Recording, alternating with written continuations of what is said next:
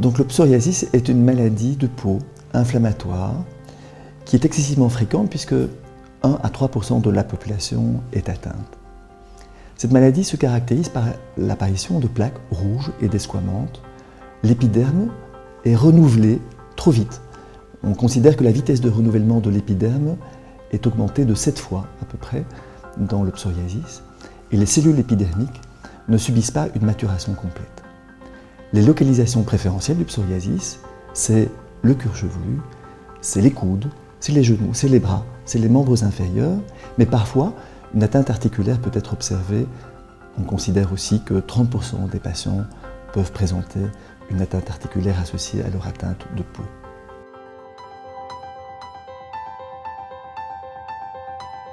Le psoriasis n'est pas contagieux. En revanche, l'hérédité joue un grand rôle. On considère souvent que si un des parents présente du psoriasis, le risque pour l'enfant de présenter du psoriasis est à peu près de 20% et ce risque augmente à 50% si les deux parents sont atteints de psoriasis.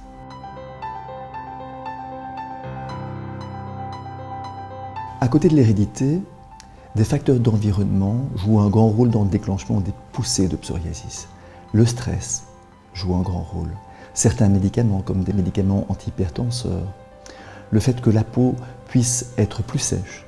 La saison joue également un grand rôle. On sait que les patients présentent plus de psoriasis en automne et en hiver, justement, lorsque la peau est plus sèche.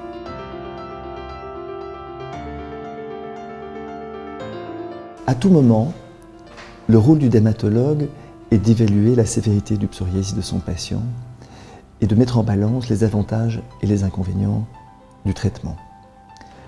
Le dermatologue doit également tenir compte de l'impact du psoriasis sur la qualité de vie du patient pour choisir le traitement qui sera local ou général.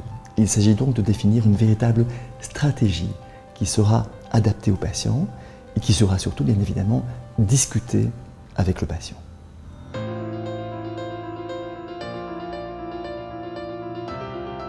D'autres approches peuvent être effectivement proposées aux patients, comme la reprise d'une activité physique, comme les cures thermales, comme des règles hygiéno-diététiques visant à réduire la consommation d'alcool, éventuellement un soutien psychologique.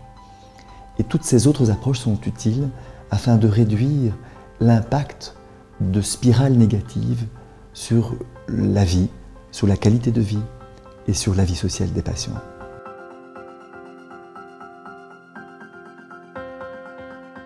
Avec la nouvelle ère des thérapies biologiques, de nouvelles options thérapeutiques très puissantes et très efficaces peuvent être offertes aux patients, mais ces thérapies qui sont très efficaces ne remplacent pas les anciennes thérapies, mais les complètent dans des cas très particuliers.